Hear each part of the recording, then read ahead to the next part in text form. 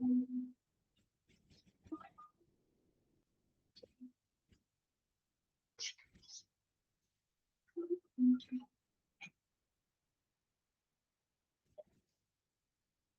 afternoon, all.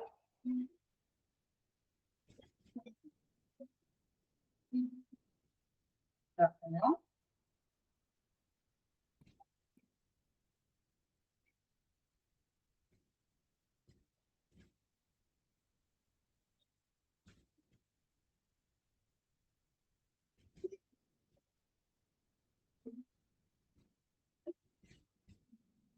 Screening second hour ആകുമ്പോഴേക്കും ചെറിയ പ്രശ്നമാണ്. അതൊന്ന് കുറച്ച് സമയം കഴിയുമ്പോഴേക്കും ശരിയാവുമല്ലോ.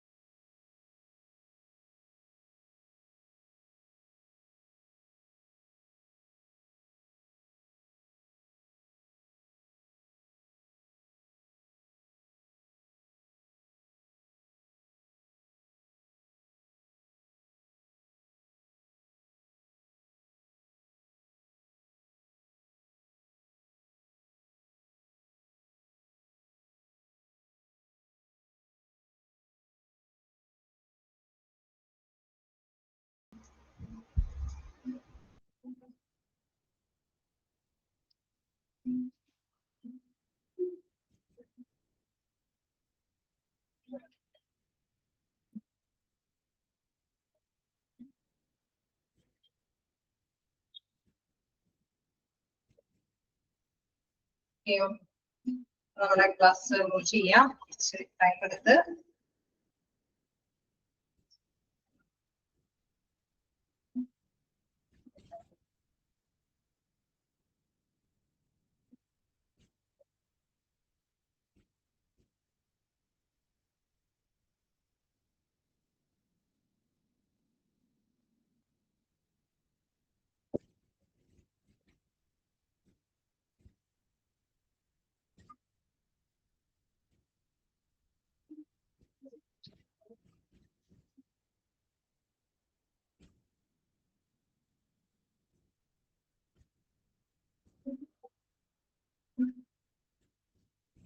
ഓക്കെ. നമ്മൾ മെഡിക്കൽ റെക്കോർഡ്സ് ഫസ്റ്റ് ഭാഗം കവർ ചെയ്തു അല്ലേ?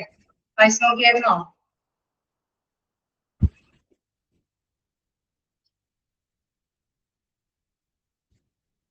റെക്കോർഡേഷൻ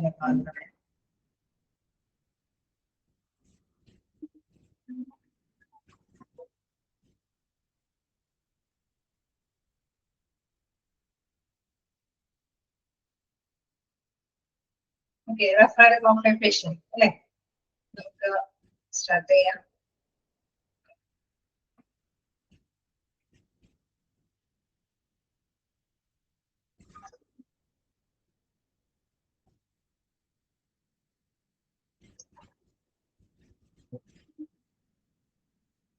അല്ലെ, റെഫറൽ പേഷ്യന്റിൽ നമ്മൾ മെയിൻ ആയിട്ട് ഡിസ്കസ് ചെയ്തത് അതായത് ഏതെങ്കിലും റെഫറൻസ് കിട്ടിയിട്ടായിരിക്കും നമ്മൾ ഹോസ്പിറ്റലിൽ പോകണമെങ്കിൽ തീർച്ചയായിട്ടും നമുക്കറിയാം അവിടെ 3 കോപ്പീസ് അവിടെ ഉണ്ടായിരിക്കണം അല്ലെ. Should be received by the hospital.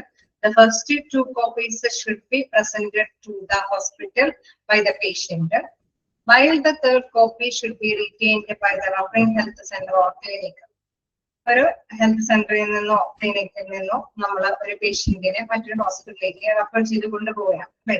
ഒരു കുറച്ചും കൂടി നല്ലൊരു ഭേദപ്പെട്ട ചികിത്സ അല്ലെങ്കിൽ എന്തെങ്കിലും ടെസ്റ്റും ഡയഗ്നോസിസിന് വേണ്ടിയിട്ടൊക്കെ ആയിരിക്കും നമ്മൾ മറ്റൊരു ഹോസ്പിറ്റലിലേക്ക് കൊണ്ടുപോകുന്നത്. സോ അവിടെ നിന്ന് തീർച്ചയായിട്ടും പേഷ്യന്റിന്റെ കൈവശം 2 കോപ്പി കൊടുത്തു വിടും. ഓക്കെ ആണോ? ക്ലിയർ ആണോ? 3 കോപ്പി ഓൾറെഡി ഉണ്ടാവും ഹെൽത്ത് സെന്ററിൽ ആവുമ്പോൾ. ഓക്കെ, ഹെൽത്ത് സെന്ററിന്റെ കയ്യില് ഒരു കോപ്പി ഉണ്ടാവും. 2 കോപ്പി പേഷ്യന്റിനോടൊപ്പം തന്നെ കൊടുത്തു വിടും. എവിടേക്കെങ്കിലും അല്ലെ, നമ്മൾക്കറിയാം ഒരു നല്ലൊരു ചെക്കപ്പിന് വേണ്ടിയിട്ടൊക്കെ പോകുമ്പോൾ 2 കോപ്പി ഈ പേഷ്യന്റിനോടൊപ്പം തന്നെ കൊടുത്തു വിടും. ഓക്കെ, ക്ലിയർ ആണോ? ഓക്കെ ആണോ? വീണ്ടും നമുക്ക് നോക്കാം. After treatment the first copy should be passed on the health center or hospital as feedback information, and the second copy should be retained in the hospital. Okay, നമുക്കറിയാം ട്രീറ്റ്മെന്റിന് ശേഷം അല്ലെ അവിടെ അവരുടെ കൈവശം കൊടുത്തു വിടുന്നത് അല്ലെ. First 2 copies should be presented to the hospital by the patient എന്ന് പറഞ്ഞു അല്ലെ. അതിൽ ആ first copy should be passed on the health centre or hospital as feedback. അതായത് അവരുടെ ചെക്കപ്പും കാര്യങ്ങളൊക്കെ ആയിട്ട് കൈകാര്യം ചെയ്തിരിക്കുന്ന കാര്യങ്ങളെല്ലാം തന്നെ അതിലെ ഫീഡ്ബാക്കുകളും കൂടി ഉൾപ്പെടുത്തിയിട്ട് അത് പേഷ്യന്റിനോടൊപ്പം അല്ലെ feedback information and second copy should B retained in the hospital. Second copy എന്താണ് അവിടെ ആ ഹോസ്പിറ്റലിൽ കീപ്പ് ചെയ്യുകയും ചെയ്യും. അപ്പൊ ഒരു കോപ്പി തിരിച്ച് എങ്ങോട്ടേക്ക് അയക്കുന്നത് ഈ പറഞ്ഞ റെഫർ അല്ലേ നമ്മുടെ ഹെൽത്ത് സെന്ററിലേക്ക്. തീർച്ചയായിട്ടും നമുക്കറിയാം തുടർ ചികിത്സകളൊക്കെ ചിലപ്പോൾ ഹെൽത്ത് സെന്ററിലായിരിക്കും കണ്ടിന്യൂ ചെയ്യുന്നത്. ജസ്റ്റ് ഒരു ചെക്കപ്പും കാര്യങ്ങൾക്ക് വേണ്ടിയിട്ടായിരിക്കും അവിടേക്ക് പറഞ്ഞു വെച്ചത് അല്ലെ. അപ്പൊ അവിടുത്തെ ഫീഡ്ബാക്ക് ഉൾപ്പെടെ ആ കോപ്പിയിൽ ഉൾപ്പെടുത്തിയതിനു ശേഷം ഈ സെന്ററിലേക്ക് തിരിച്ചയക്കും. ക്ലിയർ ആയോ? ക്ലിയർ ആണോ? 3 കോപ്പി ഉണ്ടെന്നുള്ള കാര്യം ഓർത്ത് വെക്കുക. അതില് ഒരു കോപ്പി ഹെൽത്ത് സെന്ററിൽ തന്നെ കീപ്പ് ചെയ്യും, 2 കോപ്പി പേഷ്യന്റിനോടൊപ്പം പകർന്നു കൊടുക്കും. ദെൻ ഫീഡ്ബാക്ക് ഒക്കെ കഴിഞ്ഞതിന് ശേഷം ഒരു ഫസ്റ്റ് കോപ്പി തിരിച്ച് ഈ ഹോസ്പിറ്റലിലേക്ക് കൊണ്ടുവരും. ദെൻ മറ്റൊരു കോപ്പി അവിടെ ഏത് ഹോസ്പിറ്റലാണോ നമ്മുടെ സേവനം ലഭ്യമാക്കിയത് അവിടെ സൂക്ഷിക്കുകയും ചെയ്യും. ഓക്കെ, ഇപ്പൊ നമുക്കറിയാം ഹെൽത്ത് സെന്ററിനെ സംബന്ധിച്ച് 2 കോപ്പികൾ അവിടെ വരുന്നുണ്ട്. ഒന്ന് ആ വ്യക്തിക്ക് ആദ്യം ട്രീറ്റ്മെന്റ് ചെയ്ത കാര്യങ്ങളൊക്കെ ഉൾപ്പെടുത്തിയിട്ടുള്ള കോപ്പി, വീണ്ടും മറ്റൊരു ഹോസ്പിറ്റലിലേക്ക് റെഫർ ചെയ്ത് അയച്ചിട്ട് അവരുടെ ഫീഡ്ബാക്ക് അടക്കമുള്ള റിസൾട്ടുമായി ബന്ധപ്പെട്ട കാര്യങ്ങളെല്ലാം തന്നെ വീണ്ടും ഈ ഹെൽത്ത് സെന്ററിൽ വരുന്നു. ഓക്കെ, ക്ലിയർ അല്ലേ?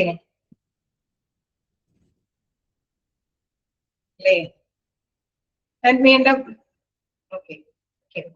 പിന്നെ അവിടെ നമ്മൾ പറഞ്ഞു അല്ലെ, ആ ഒരു റെഫറൽ ഓഫ് പേഷ്യന്റ് എന്ന് പറയുമ്പോൾ തന്നെ നിങ്ങൾ അത് ജസ്റ്റ് ഒന്ന് ഓർത്ത് വെച്ചാൽ മതി. ഇങ്ങനെ പല കുട്ടികളൊക്കെ ആകുമ്പോഴുണ്ടാവുന്ന ഒരു ഇതാണ്.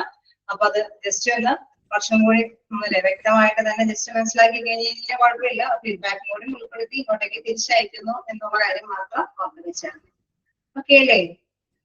കണ്ടിന്യൂ ചെയ്യാറോ? ഏതെങ്കിലും ഭാഗം ഡൗട്ട് ഉണ്ടോ? ഏതെങ്കിലും ഭാഗം ഡൗട്ട് ഉണ്ടോ?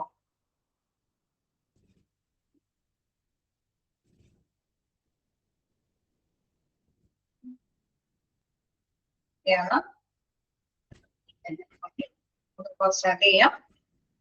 നമുക്ക് നെക്സ്റ്റ് നോക്കാനുള്ളത് ഔട്ട് പേഷ്യന്റ് ക്ലിനിക്സ് അല്ലെ.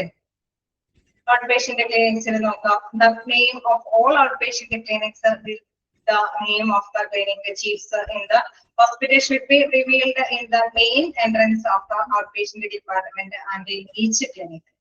The name of the chief consultant should also be revealed. അതായത് നമ്മൾ ഹോസ്പിറ്റലൊക്കെ ചെയ്യുമ്പോഴേ തീർച്ചയായിട്ടും നമുക്കറിയാം അല്ലെ, അവിടെ ഫ്രണ്ടിൽ എൻട്രൻസ് കവാടത്തിൽ തന്നെ നമുക്കറിയാം അവര് എന്തൊക്കെ ഡിപ്പാർട്ട്മെന്റുകളുടെ സേവനങ്ങൾ അവിടെ ലഭ്യമാക്കുന്നുണ്ട് അല്ലെ. കാർഡിയോ ക്ലിനിക്ക് അല്ലെങ്കിൽ ഡെന്റൽ ക്ലിനിക്ക് അല്ലെ, ഇന്ന സൗകര്യങ്ങളൊക്കെ അവർ പ്രദാനം ചെയ്യുന്നുണ്ട്. അതിലെ ചീഫ് ആയിട്ടുള്ള ഡോക്ടേഴ്സ് ആരൊക്കെയാണ് കൊടുത്ത് കൃത്യമായിട്ട് അല്ലെ അവരുടെ എക്സ്പീരിയൻസ് വരെ ഉൾപ്പെടുത്തി നമുക്ക് അവിടെ കൃത്യമായിട്ട് പ്രദർശിപ്പിക്കുന്നുണ്ട്. സോ അത് മസ്റ്റ് ആയിട്ടും ഒരു ഹോസ്പിറ്റലിൽ പ്രദർശിപ്പിക്കേണ്ടതാണ്. The name of all outpatient clinic with the name of the clinic chiefs in the hospital should be revealed in the main entrance. എവിടെ പ്രദർശിപ്പിക്കണമെന്ന് പറയുന്ന മെയിൻ എൻട്രൻസിൽ തന്നെ അവിടെ പ്രദർശിപ്പിക്കേണ്ടതാണ്. വീണ്ടും പറയുന്നു, and in each clinic the name of the chief consultant should also be revealed. ഈ ഓരോ ക്ലിനിക്കിന്റെ അല്ലെ നമുക്കറിയാം കാർഡിയാക് വിഭാഗം ന്യൂറോ വിഭാഗത്തിലേക്ക് സെപ്പറേറ്റ് ചെല്ലുമ്പോഴും അവിടെയും നമുക്കറിയാം അവിടുത്തെ ചീഫ് ഹെഡ് ആരാണ് അല്ലെ, അസിസ്റ്റന്റ് അല്ലെങ്കിൽ ജൂനിയേഴ്സ് ഒക്കെ ആരൊക്കെയാണുള്ളത് കൃത്യമായിട്ട് അവിടെ ലേബൽ ചെയ്തിരിക്കുന്നത്. ശരിയല്ലേ? നമ്മൾ കാണാറില്ലേ? അപ്പൊ എൻട്രൻസിലെ പ്രദർശിപ്പിക്കേണ്ട കാര്യം എന്താന്ന് ചോദിച്ചു കഴിഞ്ഞാൽ എല്ലാം ഇത് എന്താ പറയുക, മെഡിക്കൽ റെക്കോർഡ് എന്ന് പറയുമ്പോൾ എവിടെ നിന്നും ക്വസ്റ്റ്യൻസ് ചോദിക്കാം. ചെറിയ ചെറിയ ക്വസ്റ്റ്യൻസ് ആയിട്ടാണ് ചോദിക്കുള്ളൂ. പക്ഷെ ഒന്ന് മനസ്സിലാക്കി വെച്ച് കഴിഞ്ഞാൽ നമുക്ക് ബൈഹാർട്ടൊന്നും പഠിക്കേണ്ട കാര്യമില്ല. നമ്മൾ ഓർത്ത് വെച്ചാൽ മതി അല്ലെ. അവിടെ ഔട്ട്പേഷ്യന്റ് ക്ലിനിക്കിൽ എന്താണ് പ്രദർശിപ്പിക്കേണ്ടത്, അവിടെ ചീഫ് അല്ലെ ആയിട്ടുള്ള ഡോക്ടേഴ്സിന്റെ ഒക്കെ പേരുകളൊക്കെയാണ് അവിടെ പ്രദർശിപ്പിക്കേണ്ടത്. അടുത്ത ഭാഗത്തേക്ക് പോകാലോ? കുഴപ്പമില്ലല്ലോ? കേളേ ചെയ്ത് പോകാൻ പറ്റുന്നില്ലേ? നമ്മുടെ കുറച്ച് സമയം വേസ്റ്റ് ആയി. ഓക്കെ, നമുക്ക് നെക്സ്റ്റ് നോക്കുമ്പോൾ accident and emergency service. Okay, ഹോസ്പിറ്റലിലേക്ക് പെട്ടെന്ന് ഒരു ആക്സിഡന്റൽ കേസ് വരികയാണ്. അത് എങ്ങനെയാണ് കൈകാര്യം ചെയ്യുന്നത്, അതുമായി ബന്ധപ്പെട്ട റെക്കോർഡ്സും കാര്യങ്ങളും എന്തൊക്കെയാണെന്നുള്ളതാണ് ഇവിടെ പറയുന്നത്. Of the three accident and emergency forms, firstly മനസ്സിലാക്കുക 3 ഫോമുകൾ അല്ലെ. The first copy is kept in the casualty department. ഇവിടെയും 3 ഫോമുകളുടെ കാര്യം പറയുന്നുണ്ട്. ആ 3 ഫോമുകളുടെ കാര്യം ശ്രദ്ധയോടുകൂടി മനസ്സിലാക്കി എളുപ്പത്തിൽ ക്യാച്ച് ചെയ്യാം. നോക്കുക, അതിൽ പറയുന്നത് the first copy is kept in the casualty department. നമ്മൾ അത്യാഹിത വിഭാഗത്തിലേക്കാണ് ആക്സിഡന്റ് കേസുകൾ കൊണ്ടുവരുന്നത്. സോ കാഷ്വാലിറ്റി ഡിപ്പാർട്ട്മെന്റിലാണ് ഫസ്റ്റ് കോപ്പി അല്ലെ അതിന്റെ ഫസ്റ്റ് ഫോം അവിടെ ഫുൾഫിൽ ചെയ്ത് അല്ലെ ഫില്ലപ്പ് ചെയ്ത് സൂക്ഷിക്കുന്നത്. The second copy is presented by the patient in the pharmacy to get medication.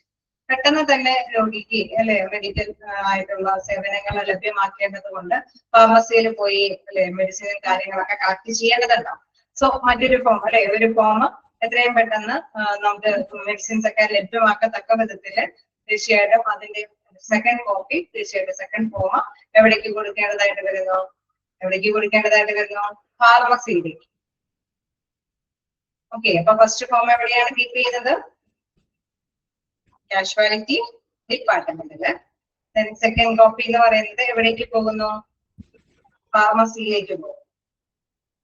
Okay, clear അല്ലേ? And the third copy is kept by the patient. മൂന്നാമത്തെ copy എന്താണ്? ആരുടെ കയ്യിൽ വെക്കുന്നത്? പേഷ്യന്റിന്റെ കൈവശം വെക്കുന്നത്. അപ്പൊ 3 ഫോമുകൾ ഫില്ലപ്പ് ചെയ്യുന്നു. ഫസ്റ്റ് ഫോം എവിടേക്ക് വരുന്നു, അവിടെ തീർച്ചയായിട്ടും നമുക്കറിയാം അത്യാഹിത വിഭാഗത്തിൽ തന്നെ കീപ്പ് ചെയ്യുന്നു. മെഡിസിൻ ഒക്കെ കിട്ടുന്നതിന് വേണ്ടിയിട്ട് ഫാർമസിയിലേക്ക് സെക്കൻഡ് ഫോം പോകുന്നു. തേർഡ് ഫോം പേഷ്യന്റിന്റെ കൈവശം തന്നെ സൂക്ഷിക്കുന്നു. The second and the third copies become part of the main patient file if this patient is admitted to either an outpatient or an inpatient service. Then ഈ form ഒക്കെ സ്വീകരിച്ചതിന് ശേഷം നമുക്കറിയാം ചില doctors അല്ലെ അവരെ സ്വീകരിക്കും, ചിലപ്പോൾ കിട്ടില്ല എന്ന് പറഞ്ഞ് നമ്മൾക്കറിയാം അവരെ പറഞ്ഞേക്കും. അപ്പൊ ഒരു ഔട്ട്പേഷ്യന്റ് ആണെങ്കിലും ഇൻപേഷ്യന്റ് ആയിട്ട് സ്വീകരിച്ചു പോന്ന ഈ പറഞ്ഞ സെക്കൻഡ് കോപ്പിയും തേർഡ് കോപ്പിയും മെയിൻ അല്ലെ അവരുടെ ആ ഒരു ഷീറ്റിനോടൊപ്പം റെക്കോർഡിനോടൊപ്പം തന്നെ സൂക്ഷിക്കേണ്ടതായിട്ട് വരും. അപ്പൊ 3 ഫോമുകളുണ്ട്. അതിൽ ഫസ്റ്റ് ഫോം കാഷ്വാലിറ്റി കീപ്പ് ചെയ്യുന്നു, സെക്കൻഡ് ഫോം മെഡിക്കൽ ഫാർമസിയിൽ കീപ്പ് ചെയ്യുന്നു, തേർഡ് ഫോം പേഷ്യന്റിനോടൊപ്പം വെക്കുന്നു.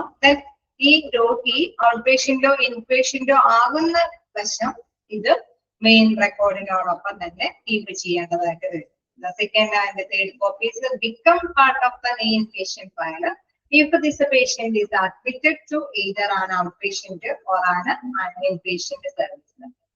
ഡോക്ടറിന്റെ പേഷ്യന്റ് ആയിട്ട് മാറി കഴിഞ്ഞാൽ ഇൻപേഷ്യന്റ് ആയിക്കോട്ടെ, കിടത്തി ചികിത്സിക്കാനുള്ള പേഷ്യന്റ് ആയിക്കോട്ടെ, ഔട്ട് പേഷ്യന്റ് ആയിക്കോട്ടെ, പക്ഷെ അവിടെയുള്ള ഹോസ്പിറ്റലിലെ ഡോക്ടറിന്റെ പേഷ്യന്റ് ആയിട്ട് മാറിക്കഴിഞ്ഞാൽ പിന്നെ ആ ഫോമുകളൊക്കെ മെയിൻ ആയിട്ടുള്ള റെക്കോർഡിനോടൊപ്പം തന്നെ മെയിൻ ഫയലിനോടൊപ്പം തന്നെ സൂക്ഷിക്കേണ്ടതായിട്ട് വരും. ഓക്കെ, ക്ലിയർ അല്ലേ? ആണോ?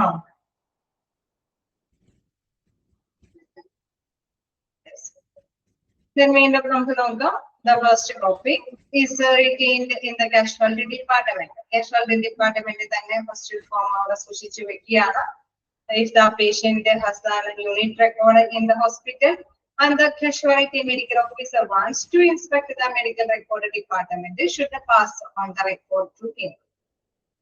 Okay, ഇവിടെ ഒരു യൂണിറ്റ് റെക്കോർഡ് ആയിട്ട് അദ്ദേഹം അല്ലെ അവിടെ പേഷ്യന്റിന്റെ റെക്കോർഡ് ടിക്കറ്റ് നമ്പറൊക്കെ ആയിട്ട് കൈകാര്യം ചെയ്ത് പോവുകയാണ് എങ്കിൽ ഇൻ കേസ് മെഡിക്കൽ ഓഫീസർ എന്തെങ്കിലും ഇൻസ്പെക്ഷൻ അല്ലെ എന്തെങ്കിലും വിശകലനം ചെയ്യാനായിട്ട് അവിടെ കാഷ്വാലിറ്റിയിൽ അത് ചോദിച്ചു കഴിഞ്ഞാൽ തീർച്ചയായിട്ടും അവർക്ക് അത് സബ്മിറ്റ് ചെയ്യേണ്ടതായിട്ട് വരും. അല്ലെ, patient has a unit record in the hospital, hospitalന്റെ യൂണിറ്റ് റെക്കോർഡിൽ അംഗമായിട്ടിരിക്കുന്നു.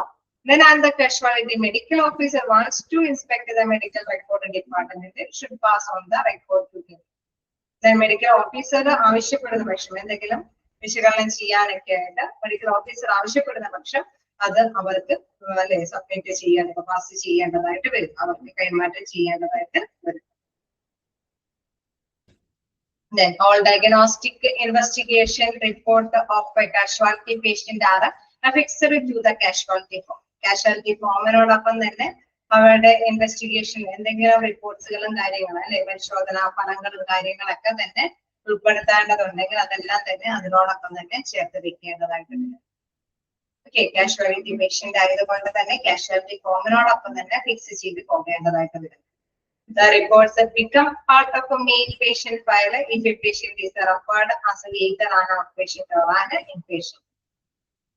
ഈ റിപ്പോർട്ടുകളെല്ലാം തന്നെ മെയിൻ ഫയലിലേക്ക് വരും. അതെങ്ങനെയാണ് ഔട്ട് പേഷ്യന്റ് ആയിട്ട് അല്ലെങ്കിൽ ഇൻപേഷ്യന്റ് ആയിട്ട് വരുമ്പോൾ അവിടുത്തെ ഡോക്ടറിന്റെ സർവീസ് സ്വീകരിക്കുന്ന ഒരു പേഷ്യന്റ് ആയിട്ട് വരുമ്പോൾ തീർച്ചയായിട്ടും ഈ പേഷ്യന്റ് അല്ലെങ്കിൽ ഈ റെക്കോർഡ്സുകളെല്ലാം തന്നെ മെയിൻ ഫയലിലേക്ക് ആഡ് ചെയ്ത് വരും. ഓക്കെ, ക്ലിയർ അല്ലേ? ാണോ? ആക്സിഡന്റ് ആൻഡ് എമർജൻസി ആയിട്ട് വരുന്ന ഒരു പേഷ്യന്റ് അത് മനസ്സിലേക്ക് കൊണ്ടുവരിക. കാഷ്വാലിറ്റി വിഭാഗത്തിൽ നമ്മൾ കാണിക്കുന്നു. അപ്പൊ കാഷ്വാലിറ്റിയിൽ നിന്ന് 3 ഫോമുകൾ ഫില്ലപ്പ് ചെയ്യാനായിട്ട് പറയുന്നു. അതിലെ ഫസ്റ്റ് ഫോം കാഷ്വാലിറ്റി തന്നെ കീപ്പ് ചെയ്യുന്നു. സെക്കൻഡ് ഫോം എന്തെങ്കിലും മെഡിസിൻ ഒക്കെ മേടിക്കാനൊക്കെ ആയിട്ട് എന്താണ് ഫാർമസി ഡിപ്പാർട്ട്മെന്റിൽ കൊടുക്കേണ്ടതായിട്ട് വരുന്നു. തേർഡ് ഫോം പേഷ്യന്റിന്റെ കൈവശം തന്നെ വെക്കുന്നു. ഡോക്ടർ വന്നു അല്ലെ ഡോക്ടറിന്റെ സർവീസ് നമ്മൾ സ്വീകരിക്കുന്ന പക്ഷം ഔട്ട് പേഷ്യന്റ് ആയിക്കോട്ടെ ഇൻപേഷ്യന്റ് ആയിക്കോട്ടെ ആ രീതിയിലേക്ക് സ്വീകരിക്കുന്ന പക്ഷം ഈ പറയുന്ന പേഷ്യന്റിന്റെ ഫോമോ അതേമാതിരി തന്നെ ഫാർമസിയിലുള്ള ഫോമുകളെല്ലാം തന്നെ മെഡിക്കൽ റെക്കോർഡിലേക്ക് കൂട്ടിച്ചേർക്കേണ്ടതായിട്ട് വരുന്നു.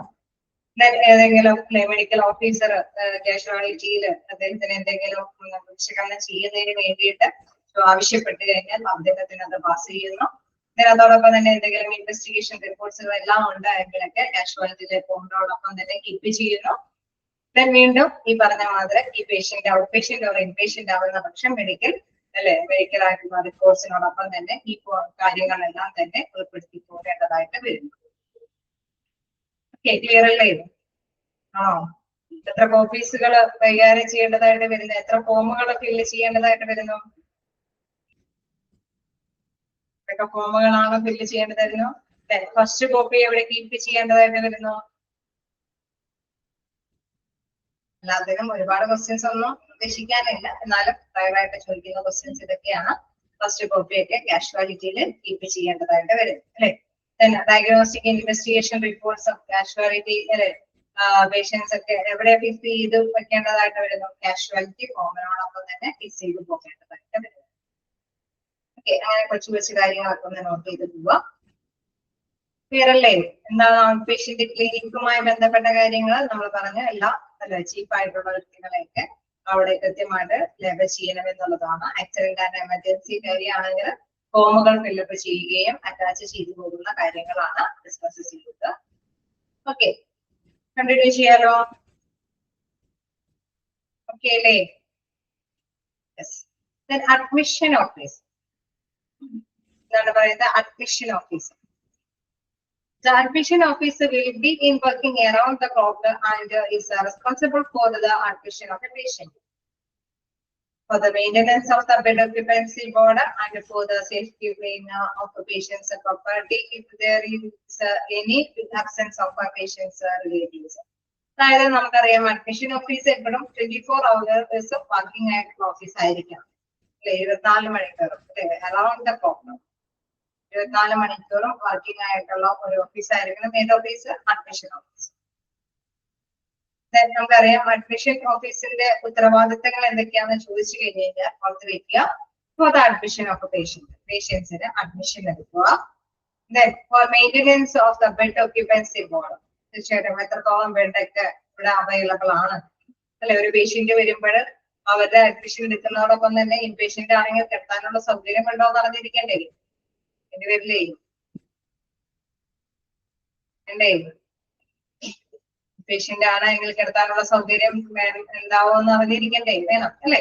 തീർച്ചയായിട്ടും നമ്മൾ പറയും ചെല്ലുമ്പോ തന്നെ അഡ്മിഷൻ അവിടെ ചെല്ലുമ്പോ തന്നെ രോഗിയെ കിടത്തേണ്ടതാണെങ്കിൽ ഇവിടെ അതിനുള്ള സൗകര്യം കുറവാണ് കേട്ടോ അല്ലെ. ഇൻ കേസ് ഓക്കെ കുഴപ്പമില്ല, ഡോക്ടറിനെ വിസിറ്റ് ചെയ്ത് ഔട്ട്പേഷ്യന്റ് ആയിട്ട് തിരിച്ചു പോകാൻ പറ്റുകയാണെങ്കിൽ ഓക്കെയാണ്. തീർച്ചയായിട്ടും അപ്പൊ അതിനുള്ള നോളജ് അഡ്മിഷൻ ഓഫീസിൽ ഉണ്ടായിരിക്കണം. വീണ്ടും പറയാണ്, and for the safekeeping of a patient's property if there is any absence of a patient's relative. പേഷ്യൻസിന്റെ റിലേറ്റീവിന്റെ അഭാവത്തില് ഇപ്പൊ ഡോക്ടറിനെ കണ്ട് പരിശോധനകൾക്കൊക്കെ പോവുകയാണെങ്കിൽ അദ്ദേഹത്തിനോടൊപ്പം തന്നെ ഉണ്ടാവുന്ന അല്ലെ വസ്തുക്കൾ എന്തെങ്കിലും പ്രോപ്പർട്ടി ഒക്കെ ഉണ്ടെങ്കിൽ അത് കീപ്പ് ചെയ്യാനായിട്ട് ബാധ്യസ്ഥനാണ് ആരെ? Admission officer. അതിലുള്ള ചുമതലയുള്ള വ്യക്തികൾ ബാധ്യസ്ഥനാണ്. റിലേറ്റീവിന്റെ ആബ്സെൻസിൽ, റിലേറ്റീവ് ഉണ്ടെങ്കിൽ നമുക്ക് പ്രശ്നമില്ല. റിലേറ്റീവ് ഇല്ലാതെ ചിലപ്പോൾ വേണമെങ്കിൽ ഡോക്ടറിന്റെ സേവനങ്ങളോ ടെസ്റ്റുകളോ കാര്യങ്ങളൊക്കെ ചെയ്യേണ്ടതായിട്ട് വരുമ്പോൾ അവരുടെ പ്രോപ്പർട്ടീസ് കീപ്പ് ചെയ്യാനായിട്ടുള്ള ഉത്തരവാദിത്വം ആരിൽ നിക്ഷിപ്തമാണ്? അഡ്മിഷൻ ഓഫീസിലെ അല്ലെ പേഴ്സണൽ അല്ലെ ആ സ്റ്റാഫിന് റെസ്പോൺസിബിൾ ആയിട്ടുള്ള കാര്യമാണ്. ഓക്കെ അല്ലെ. 3 റെസ്പോൺസിബിലിറ്റി ആണ് പറയുന്നത്. ഒന്ന് അഡ്മിഷൻ അല്ലെ, അഡ്മിഷൻ എടുക്കുക. മറ്റൊന്ന് ബെഡിന്റെ ഒക്യുപ്പൻസി എന്താണെന്ന് അറിഞ്ഞിരിക്കണം. തേർഡ് വൺ എന്ന് പറയുന്നത് റിലേറ്റീവ്സിന്റെയോ ആബ്സെൻസില് അല്ലെ പേഷ്യൻസിന്റെ പ്രോപ്പർട്ടിയിലൊക്കെ കീപ്പ് ചെയ്യും. ണോ? ക്ലിയറല്ലേ? ഇനി നെക്സ്റ്റ് നോക്കാനുള്ളത് കണ്ടിന്യൂ ചെയ്ത് പോണേന് കുഴപ്പമില്ലല്ലോ. ചെറിയ ചെറിയ കാര്യങ്ങളല്ലേ അല്ലേ? ഒരാൾ മാത്രം റെസ്പോണ്ട് ചെയ്യുന്നുള്ളൂ, അതുകൊണ്ടാ ചോദിക്കണേ. ഓക്കെ അല്ലേ? ഓക്കെ. വീണ്ടും നമുക്ക് നോക്കാം direct admission. Direct admission. The ward manager in charge is liable for the registering in the case in the admission officer within 2 hours of the patient's admission to the ward. Okay, നമുക്കറിയാം ward മാനേജറുടെ ഒരു പ്രധാനപ്പെട്ട duty എന്ന് പറയുന്നത് വാർഡിലേക്ക് admission കൊടുക്കുകയാണ് എങ്കിൽ അല്ലെ, ഇവിടെ പെട്ടെന്ന് തന്നെ വാർഡിലേക്ക് ആണ് അഡ്മിഷൻ കൊടുക്കണമെങ്കിൽ തീർച്ചയായിട്ടും വിത്തിൻ 2 hours അവരുടെ അഡ്മിഷൻ പ്രൊസീജിയർ നടപടിക്രമങ്ങൾ പൂർത്തിയാക്കണം.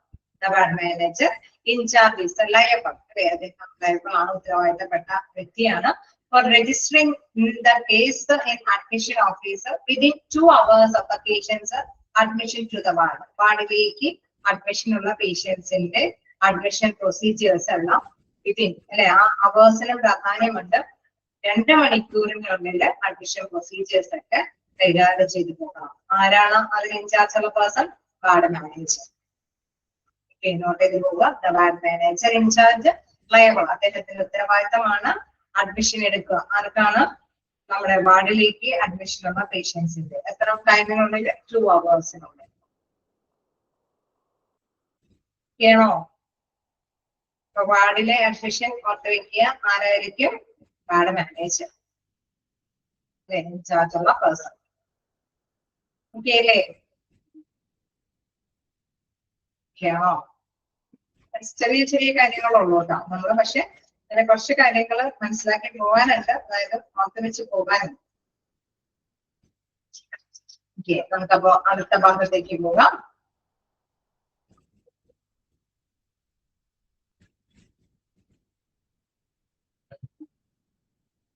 absconded patients അല്ലെ, അവിടെ എന്താണ് absconded patients എന്ന് പറയുന്നത്?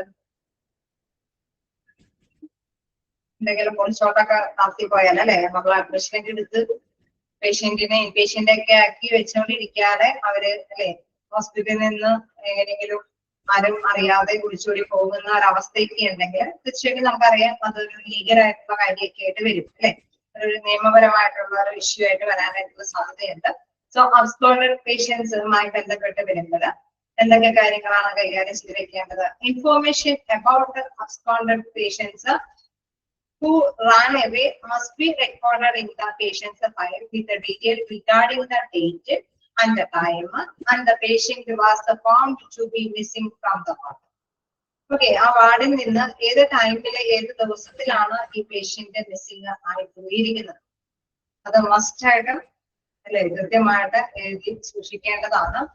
Information about absconded patient who ran away must be recorded in the patient's file. എവിടെയാണ് എഴുതി സൂക്ഷിക്കേണ്ടത്? പേഷ്യന്റിന്റെ ഫയലില് അതുമായി ബന്ധപ്പെട്ട ഡീറ്റെയിൽസ് എഴുതി സൂക്ഷിക്കണം. ആ ഡീറ്റെയിൽസില് പ്രധാനമായിട്ടും ഉൾപ്പെടുത്തേണ്ട കാര്യം എന്താണ്?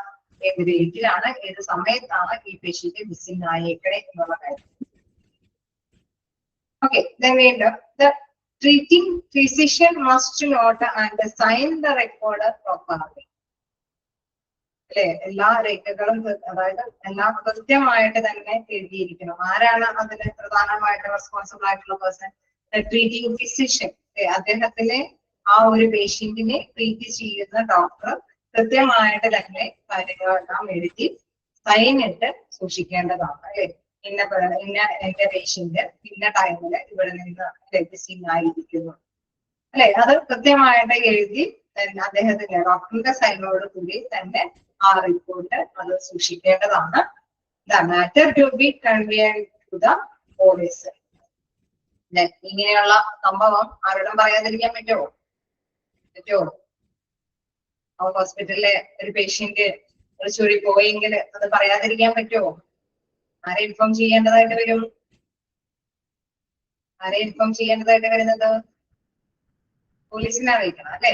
നമുക്കറിയാം നിയമപരമായിട്ടുള്ള കാര്യങ്ങൾ കൈകാര്യം ചെയ്ത് പോകണമെങ്കിൽ പോലീസിനെ അറിയിക്കേണ്ടത്. സോ അതൊക്കെ ചോദിച്ചു കാണാറുണ്ട്. അബ്സ്കോണ്ടഡ് പേഷ്യൻസിന്റെ മിസ്സിംഗ് ആയ വിവരം ആരെയാണ് പ്രധാനമായിട്ടും അറിയിക്കേണ്ടത്? ആരെയാണ്? പോലീസിനെയാണ് അറിയിക്കേണ്ടത്. ആ റെക്കോർഡ് ആരാണ് പ്രധാനമായിട്ട് സൈൻ ചെയ്ത് റെക്കോർഡ് ഫില്ല് ചെയ്യേണ്ടത്? അദ്ദേഹത്തിനെ ട്രീറ്റ് ചെയ്യുന്ന ഫിസിഷ്യൻ. ഓക്കെ, നമുക്കറിയാം അതിന്റെ ഡേറ്റും ടൈമും പ്രധാനപ്പെട്ടതാണ്. സോ അവിടെ കൃത്യമായിട്ട് തന്നെ അത് ആ ഡീറ്റെയിൽസ് എല്ലാം രേഖപ്പെടുത്തണം. അദ്ദേഹത്തിന്റെ ഫയലിനോട് ചേർന്ന വിധത്തിൽ അത് രേഖപ്പെടുത്തണം. ഓക്കെ, ക്ലിയർ ആണോ? ചെറിയ ചെറിയ കാര്യങ്ങളാണ് അല്ലെ. ആക്സിഡന്റ് ആൻഡ് എമർജൻസി കേസ് വന്നാൽ അഡ്മിഷൻ പ്രൊസീജിയർ അല്ലെ, ഇതെല്ലാം ഓരോന്നും അതിന്റെ നിയമവശങ്ങൾ കൈകാര്യം ചെയ്ത് പോകേണ്ടതുണ്ട്. ഒക്കെയാണ്. Against medical advice. ഈ മെഡിക്കൽ അഡ്വൈസിന് വിരുദ്ധമായിട്ടുള്ള കാര്യങ്ങൾ ചെയ്താലോ? ഡോക്ടറിന്റെ അടുത്ത് പേഷ്യന്റിനെ കൊണ്ടുവന്നേക്കാണ്. അപ്പൊ ഡോക്ടർ പറയാണ് ഇവിടെ കിടത്താൻ പറയാം, അല്ലെ അഡ്മിഷൻ എടുക്കാം, ഈ പേഷ്യന്റിന്റെ നില പ്രശ്നമാണ്, അപ്പൊ നിങ്ങൾ എന്തായാലും അഡ്മിഷൻ എടുക്കണമെന്ന് പറയാം. അപ്പൊ നമ്മൾ ഇൻ കേസ് അങ്ങനെ ഡോക്ടർ പറയുന്നത് കേൾക്കാതെ എഗെയിൻസ്റ്റ് ആയിട്ട് ചെയ്യാണെങ്കിൽ അതിൻ്റെതായ നടപടികളുണ്ട്. The patient who discharge themselves from a hospital against the advice of their treating physicians should be treated as a discharge. Okay, discharge ചെയ്തു എന്നുള്ള ലേബലിൽ തന്നെയാണ് അത് ട്രീറ്റ് ചെയ്യേണ്ടത്. കാരണം ഇവരെ എഗെയിൻസ്റ്റ് ആയിട്ടാണ് പോയിരിക്കുന്നത്. Then it should be made sure that signature of the patient or his or her nearest relatives is obtained in the specific form. ഒരു പ്രത്യേക ഫോമില് കൃത്യമായിട്ട് എഴുതി മേടിക്കണം, അല്ലെ ഡോക്ടർ ഇന്ന നിർദ്ദേശങ്ങൾ പറഞ്ഞതാണ്, ഞങ്ങളിത് ഞങ്ങളുടെ സമ്മതത്തോട് കൂടിയിട്ടാണ് വേണ്ടാന്ന് വെച്ച് പേഷ്യന്റിനെ കൊണ്ടുപോകുന്നത്, അല്ലെ അതിനൊരു സ്പെസിഫൈഡ് ഫോമില് അത് കൃത്യമായിട്ട് തന്നെ റിലേറ്റീവ്സ് നിയറസ്റ്റ് റിലേറ്റീവ്സോ പേഷ്യൻസോ തന്നെ അത് കൃത്യമായിട്ട് എഴുതി തയ്യാറാക്കി സിഗ്നേച്ചറോട് കൂടിയിട്ടുള്ള ആ രേഖ അവിടെ സ്വീകരിച്ച് അല്ലെ ആ പേഷ്യന്റിനോടൊപ്പം തന്നെ ചേർത്ത് വെക്കേണ്ടതാണ്. ഓക്കെ, ഇപ്പൊ മനസ്സിലാക്കാം. അഗെയിൻസ്റ്റ് ആയിട്ട് പ്രവർത്തിക്കുന്നു ഉണ്ട് എങ്കിൽ തീർച്ചയായിട്ടും അത് ഏത് രീതിയിലാണ് കൈകാര്യം ചെയ്യുന്നത്? Should be treated as A discharge. Discharge ചെയ്തു എന്നുള്ള രീതിയിലാണ് കൈകാര്യം ചെയ്യേണ്ടത്. അത് മാത്രമല്ല ഒരു സ്പെസിഫൈഡ് ഫോം അല്ലെ ഒരു പ്രത്യേക ഫോം എഴുതി തയ്യാറാക്കി റിലേറ്റീവ്സിനെ കൊണ്ട് സൈൻ ചെയ്യിപ്പിച്ച് അത് റെക്കോർഡ് കീപ്പ് ചെയ്യണം. കാരണം എന്താണ് അവരുടെ സമ്മതത്തോട് കൂടിയിട്ട് അഡ്വൈസിന് എതിരായിട്ടാണ് ഈ റിലേറ്റീവ്സ് അല്ലെങ്കിൽ ഈ പേഷ്യന്റ് അത് ആ ഹോസ്പിറ്റലിൽ നിന്ന് വിട്ടുപോകുന്നത്. ക്ലിയർ അല്ലേ? അഗെയിൻസ്റ്റ് മെഡിക്കൽ അഡ്വൈസ് എല്ലാം ഇമ്പോർട്ടന്റ് ആണെന്ന് ചോദിച്ചു കഴിഞ്ഞാൽ ചെറുതായിട്ടൊക്കെ ചോദിച്ചു കാണാറുണ്ട് കേട്ടോ. അപ്പൊ ഇപ്പൊ ഇതിൽ ചോദിച്ചു കാണാറുള്ളത് ഏത് രീതിയിലാണ് ട്രീറ്റ് ചെയ്യുന്നത്? ഡിസ്ചാർജ് ചെയ്തു എന്നുള്ള രീതിയിലാണ് ട്രീറ്റ് ചെയ്യുന്നത്.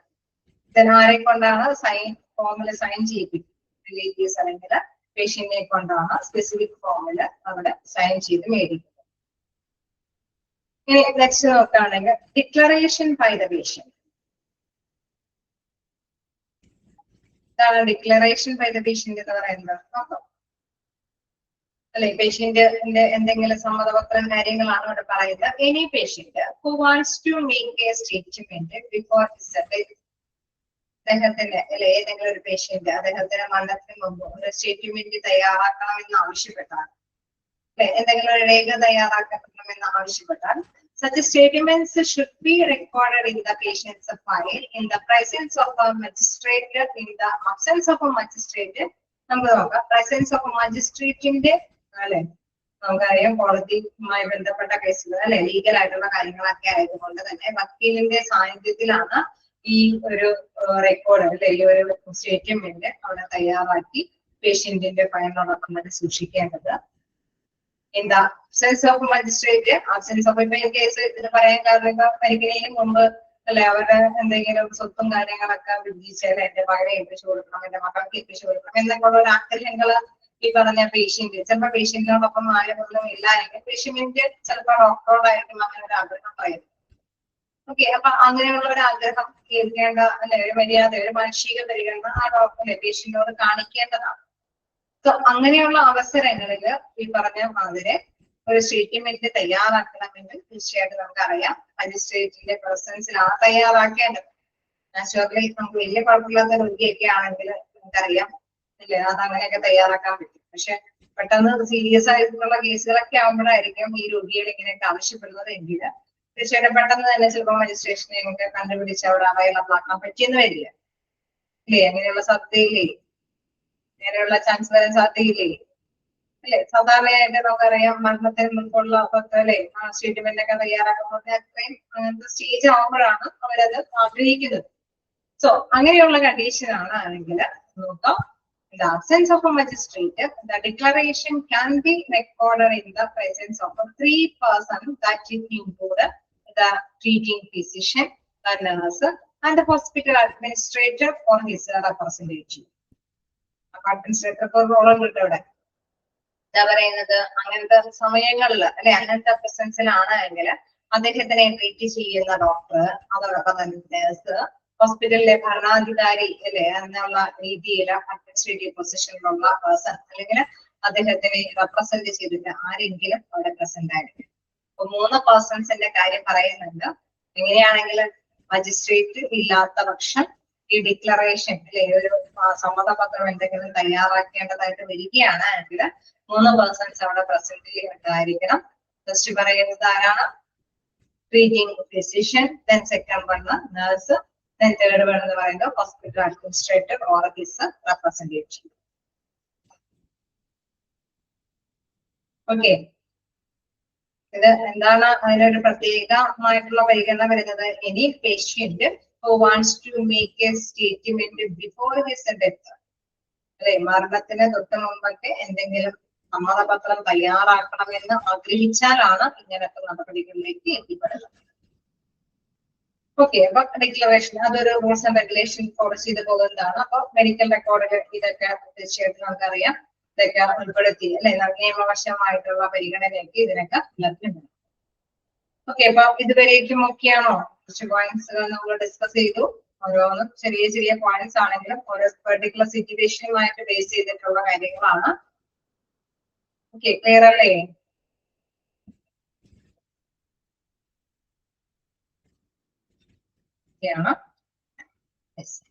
നമുക്ക് കണ്ടിന്യൂ ചെയ്ത് പോകാലോ. ചെറിയ ചെറിയ കാര്യങ്ങളല്ലേ. നോക്കാം, ഇനി നമുക്ക് നെക്സ്റ്റ് നോക്കാവുന്നത് completion of medical records.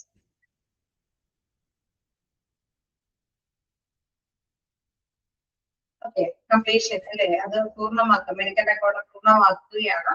The physician have to complete the reports before the discharge of a patient wherever possible.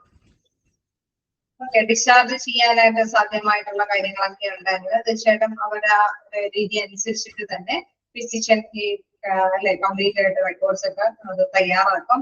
Otherwise, they have to visit the medical record department continually to inspect all these discharge records for completion.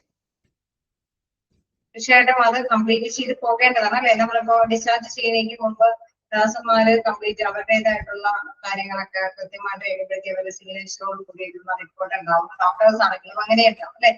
Otherwise, they have to visit the medical record department continually to inspect all these discharge records for completion. അല്ലാത്ത പക്ഷം തീർച്ചയായിട്ടും നമുക്കറിയാം ഇത് complete ചെയ്യാനായിട്ട് അവിടെ medical record വിഭാഗത്തിനെ സമീപിച്ചത് complete ചെയ്ത് പോകേണ്ടതാണ്. Patient record must not have been kept incomplete for more than 30 days. പേഷ്യന്റിന്റെ ഇങ്ങനെ റെക്കോർഡ് കംപ്ലീറ്റ് അല്ലാത്ത റെക്കോർഡ് ഒരിക്കലും അത് ഇൻകംപ്ലീറ്റ് ആയിട്ട് മെഡിക്കൽ റെക്കോർഡിന് കീപ്പ് ചെയ്യാൻ പാടില്ല അല്ലെ. അവിടെ ഒരു റെസ്ട്രിക്ഷൻ ഡേ വെക്കുന്നുണ്ട്, 30 days അല്ലെ, മോർ ദാൻ 30 days, 30 ദിവസത്തിനേക്കാൾ കൂടുതലായിട്ട് ഒരു കാരണവശാലും മെഡിക്കൽ റെക്കോർഡ് കംപ്ലീറ്റ് ആക്കാതെ ഇരിക്കാൻ പാടില്ല. തീർച്ചയായിട്ടും മെഡിക്കൽ റെക്കോർഡ്സ് ഒക്കെ കംപ്ലീറ്റ് ആയിട്ട് തന്നെ അത് കീപ്പ് ചെയ്യേണ്ടതാണ്.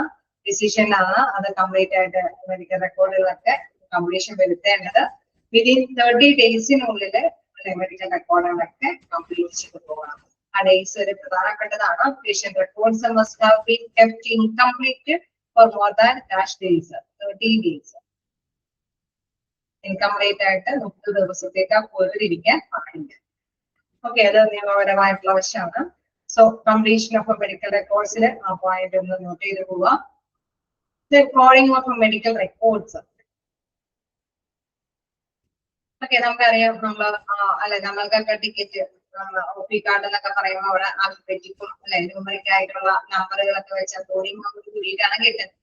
ഹോസ്പിറ്റലിലെ എല്ലാ തരത്തിലുള്ള കാര്യങ്ങൾക്കും അതിൻ്റെതായിട്ടുള്ള കോഡിങ്ങുകൾ അവിടെ ഉപയോഗിക്കുന്നുണ്ട്. Coding of medical records. All the patient records that include the outpatient and inpatient cases have to code according to the latest international classification of disease and operations. നമുക്കറിയാം നമ്മളുടെ രോഗത്തിന്റെയും പ്രവർത്തനത്തിന്റെയും ഒക്കെ അല്ലെ നമുക്ക് രാജ്യത്തിന്റെ എല്ലായിടത്തും ഉപയോഗിക്കുന്ന രീതിയല്ല, ഇന്റർനാഷണലി യൂസ് ചെയ്യുന്ന കോഡിംഗ് സിസ്റ്റം തന്നെയാണ് ഫോളോ ചെയ്യുന്നത്. ലോകമെമ്പാടും ഒരേപോലെയുള്ള ഒരു മെഡിക്കൽ കോഡിംഗ് സിസ്റ്റം തന്നെയാണ് ചെയ്തു പോകുന്നത്. ആ റെക്കോർഡ് അനുസരിച്ചിട്ട് തന്നെ അല്ലെ നമുക്കറിയാം രോഗങ്ങളാണെങ്കിലും മറ്റു കാര്യങ്ങളൊക്കെ ആണെങ്കിലും അതിൻ്റെതായിട്ടുള്ള സ്പെഷ്യൽ കോഡ് ഉപയോഗിച്ചിട്ടാണ് നമുക്ക് കൈകാര്യം ചെയ്ത് പോകുന്നത്. Change of health care diagnosis, procedures, medical services, and equipment into universal medical alphanumeric boards. Okay, രോഗനിർണയമായിക്കോട്ടെ, നടപടിക്രമങ്ങളായിക്കോട്ടെ, മെഡിക്കൽ സേവനങ്ങളായിക്കോട്ടെ, എന്തിനും എക്യുപ്മെന്റ്സ് എല്ലാത്തിനും അതിൻ്റെതായിട്ടുള്ള മെഡിക്കൽ കോഡിംഗ് ഉണ്ട്. ഓക്കെ, അത് നാഷണലി യൂസ് ചെയ്യുന്ന ഒരു മെഡിക്കൽ കോഡിംഗ് അല്ല. എന്താ പറയുന്നത്,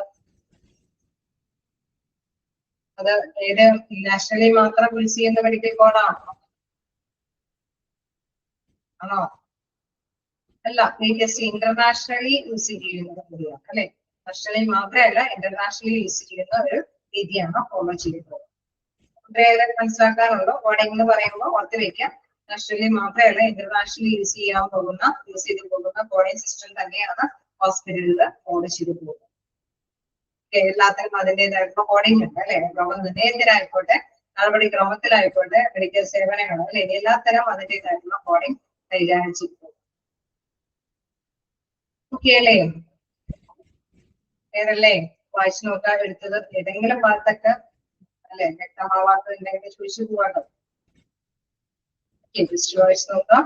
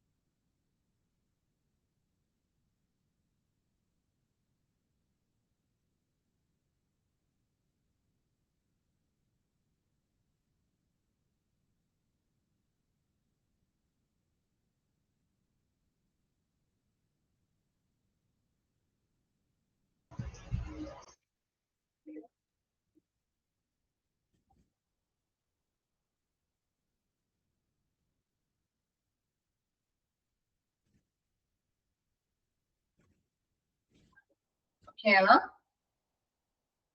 താഴേക്ക് നോക്കാം. Missing records. നീ പറഞ്ഞ മാത്രമേ റെക്കോർഡ്സ് ഒക്കെ കീപ്പ് ചെയ്യണമെന്നൊക്കെ പറഞ്ഞപ്പോൾ നമ്മൾ പറഞ്ഞ ആൽഫാന്യൂമറിക്കൽ കോഡൊക്കെ ഉപയോഗിച്ചിട്ട് എല്ലാത്തിനും ഇന്റർനാഷണലി യൂസ് ചെയ്യുന്ന കോഡ് ഉപയോഗിച്ചിട്ടൊക്കെയാണ് കീപ്പ് ചെയ്യുന്നതൊക്കെ പറഞ്ഞു. ഇതിനിടയിൽ എന്തെങ്കിലും missing സംഭവിച്ചാലോ? Some percentage of files do not find in the specific place where they are assumed to be. Okay, നമുക്കറിയാം സ്പെസിഫിക് ആയിട്ടുള്ള ഓരോ പ്ലേസില് തീർച്ചയായിട്ടും എല്ലാവരുടെയും റെക്കോർഡ്സും എല്ലാ തരത്തിലുള്ള ഡീറ്റെയിൽസ് ഒക്കെ അവിടെ സൂക്ഷിക്കേണ്ടതാണ്. പക്ഷെ സംടൈം ഡു നോട്ട് ഫൈൻഡ് അല്ലെ അവിടെ സ്പെസിഫിക് ആയിട്ടുള്ള പ്ലേസിൽ നമുക്ക് കണ്ടെത്താൻ സാധിച്ചില്ല എങ്കിൽ this could be owing to non receiving, not keeping in the proper place and wrongly filing. ഇത് പല രീതിയിൽ സംഭവിക്കാം. അല്ലെങ്കിൽ കറക്റ്റ് ആയിട്ട് സ്വീകരിച്ച് കേട്ടാത്തതായിരിക്കാം, ദെൻ പ്രോപ്പർ പ്ലേസിൽ സൂക്ഷിക്കാത്തത് കൊണ്ടായിരിക്കാം, ചിലപ്പോൾ വേറെ എവിടെയെങ്കിലൊക്കെ മാറി കിടപ്പുണ്ടാവാം. റോങ്ലി ഫയലിംഗ് അല്ലെ, ചിലപ്പോൾ ആ ഒരു ഫയൽ ചെയ്തതിലും വേരിയേഷൻസ് എന്തെങ്കിലും സംഭവിച്ചതുകൊണ്ടായിരിക്കാം അല്ലെ. സാധനം തെറ്റിയത് കൊണ്ടോ അല്ലെങ്കിൽ റോങ് ആയിട്ട് ഫയൽ കീപ്പ് ചെയ്തത് കൊണ്ടോ കറക്റ്റ് ആയിട്ട് സ്വീകരിച്ചതിൽ ഉൾപ്പെടുത്താത്തത് കൊണ്ടോ ആയിരിക്കാം ഇങ്ങനെ കറക്റ്റ് ആയിട്ട് റെക്കോർഡ്സുകൾ കീപ്പ് ചെയ്യാൻ പറ്റാത്തത്, എവിടെയെങ്കിലും missing സംഭവിച്ചിരിക്കും. In such circumstances, when a patient attends either for outpatient or inpatient service, it will be difficult to provide a treatment without a patient record. For inpatient ആയിക്കോട്ടെ outpatient ആയിക്കോട്ടെ അല്ലെ, നമ്മളൊരു ആ ഹോസ്പിറ്റലിൽ നമ്മൾ ട്രീറ്റ്മെന്റ് എടുത്തിട്ടുണ്ടെങ്കിൽ നമ്മൾ OP നമ്പർ കൊണ്ട് ചെല്ലുമ്പോൾ അവിടെ അവർക്ക് വീണ്ടും അത് എടുത്തിട്ട് പരിശോധിക്കാൻ പറ്റിയില്ലെങ്കിൽ തീർച്ചയായിട്ടും നമുക്കറിയാം അവിടെ ഡിഫിക്കൽട്ട് ആണല്ലേ. സേവനം അവർക്ക് പ്രദാനം ചെയ്ത് കൊടുക്കാനായിട്ട് പാടായിരിക്കും. കാരണം ഹിസ്റ്ററി എടുത്തിട്ടായിരിക്കും അതിന്റെ ഒരു കണ്ടിന്യൂവേഷൻ ആയിരിക്കും ഡോക്ടേഴ്സും നഴ്സുമാരൊക്കെ അതാണ് ചെയ്യുന്നത്. കൃത്യമായിട്ട് രേഖകളൊന്നും കൃത്യമായിട്ടുള്ള പ്ലേസ് ഒന്നും ഇല്ല എങ്കിൽ തീർച്ചയായിട്ടും നമുക്കറിയാം അതൊരു ബുദ്ധിമുട്ടേറിയ കാര്യം തന്നെയാണ്. MRO might be able to get back medical record department അല്ലെ ഓഫീസേഴ്സ് ഒക്കെ ആണെങ്കിൽ തീർച്ചയായിട്ടും നമുക്കറിയാം able to get back them later, but at the stage the only opinion left for him to create a duplicate record with a similar number and with the earlier ID data. നേരത്തെയുള്ള ആ data ഉപയോഗിച്ചിട്ട് ഒരു additional അല്ലെ duplicate ആയിട്ടുള്ള record ഉണ്ടാക്കുക എന്നുള്ളത് മാത്രമാണ് ചെയ്യാൻ സാധിക്കുന്നത് അന്നത്തെ ടൈമില്. പക്ഷെ നമ്മൾ മനസ്സിലാക്കേണ്ട പ്രധാനപ്പെട്ട കാര്യം the duplicated record should be kept by the record officer without the filing and properly should trace out the original record and combine all these form of duplicate record into original record and then the record must be filled. അതായത് ഇങ്ങനെ duplicate ആയിട്ടുള്ള record വേണമെങ്കിൽ അല്ലെ record ഓഫീസറിന് വേണമെങ്കിൽ അത് സൃഷ്ടിക്കാം. Duplicate ആയിട്ടുള്ള record വേണമെങ്കിൽ സൃഷ്ടിച്ചെടുക്കാം. പക്ഷെ ഒരിക്കലും അത് നമുക്കറിയാം അതിനോടൊപ്പം തന്നെ ഒറിജിനൽ ആയിട്ടുള്ള റെക്കോർഡിന് പകരമായിട്ട് നമുക്കത് കീപ്പ് ചെയ്യാൻ പറ്റുള്ളൂ. അല്ലാതെ ഒറിജിനൽ റെക്കോർഡിന്റെ സ്ഥാനത്ത് അത് ചേർത്ത് വെച്ചുകൊണ്ട് പോകാനായിട്ട് പറ്റില്ല അല്ലെ. The duplicate record should be kept by the medical record officer without the filing and promptly അല്ലെ അവിടെ ഫയലിംഗ് ചെയ്യാതെ തന്നെ പെട്ടെന്ന് തന്നെ should be trace out the original records. Original record എങ്ങനെ ചിലപ്പോൾ മാറിക്കിടപ്പൊക്കെ ഉണ്ടാവും. സോ അത് എങ്ങനെയെങ്കിലും അരിച്ചു പറക്കി അത് കണ്ടെത്തേണ്ടതാണ്. The original record and combine all the forms of duplicate record into original records and then the record must be filled. നമുക്കറിയാം original record കിട്ടുമ്പോൾ എല്ലാ ഫയലുകളൊക്കെ അതിന്റെ സമയം അനുസരിച്ചിട്ട് ക്രിയേറ്റ് ചെയ്യാം. പക്ഷെ അത് കഴിയും ചിലപ്പോൾ എമർജൻസി കേസ് കാര്യങ്ങൾ വരുമ്പോൾ മെഡിക്കൽ റെക്കോർഡ് ഓഫീസർക്ക് ഡ്യൂപ്ലിക്കേറ്റ് ആയിട്ടുള്ള ഈ ഒരു മെഡിക്കൽ റെക്കോർഡ് നിർമ്മിക്കാവുന്നതാണ്. പക്ഷെ ഫയലിനോടൊപ്പം തന്നെ ചേർത്ത് വെക്കാനായിട്ട് സാധിക്കില്ല. ഒറിജിനൽ ഫയല് എത്രയും പെട്ടെന്ന് കണ്ടെത്തിയതിനു ശേഷം വന്നാൽ അത് അതിനോട് ചേർത്ത് വന്നാൽ കീപ്പ് ചെയ്യാനായിട്ട് സാധിക്കും. ാണോ മിസ്സിംഗ് റെക്കോർഡ് സംഭവിച്ചു കഴിഞ്ഞാൽ എന്താ കാര്യം എന്നുള്ളത്? അവിടെ MRO എന്ന് പറയുന്നത് മെഡിക്കൽ റെക്കോർഡ് ഓഫീസർ ആണ്.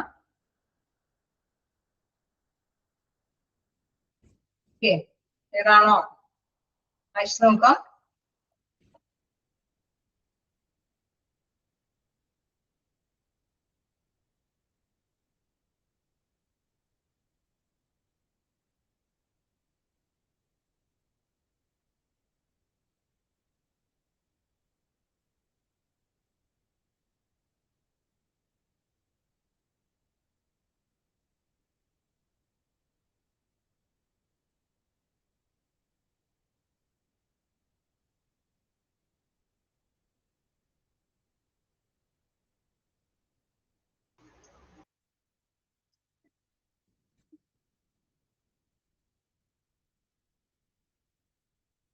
ഓക്കെ, ഒരു ഭാഗം കൂടി എടുത്ത് പോവാലോ. ക്ലിയർ അല്ലേ? സ്റ്റാർട്ട് ചെയ്തോട്ടെ.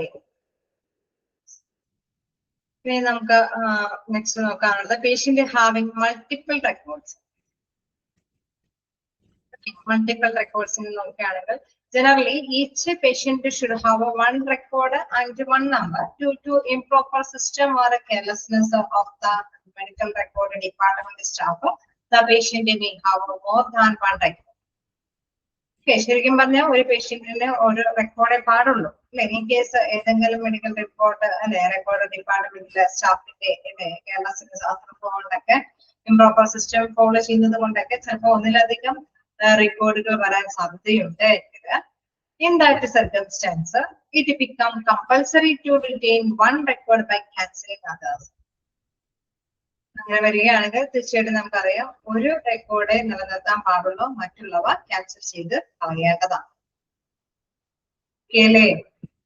റെക്കോർഡ്സ് വരുമ്പോൾ തീർച്ചയായിട്ടും നമുക്കറിയാം കൺഫ്യൂഷൻ ആവും അല്ലെ. അപ്പൊ എന്തായാലും ഇവിടെ മനസ്സിലാക്കാം ഒരു കമ്പൽസറി ആയിട്ട് to retain one record by cancelling others. മറ്റുള്ളവ ക്യാൻസൽ ചെയ്യണം. The suitable procedure to retain a record as a priority, which is a medically in nature. Second one, the obstetric record. Thirdly, actual record. And fourth, the priority is the oldest record. Okay, നമ്മൾ medical record keep ചെയ്യുന്നതിനും അതിൻ്റെതായിട്ടുള്ള priority പ്രാധാന്യത്തോട് കൂടിയിട്ടും അതിൻ്റെതായിട്ടുള്ള ഒരു അല്ലെ നിയമാവശികളോട് കൂടിയിട്ടാണ് അത് keep ചെയ്യുന്നത്.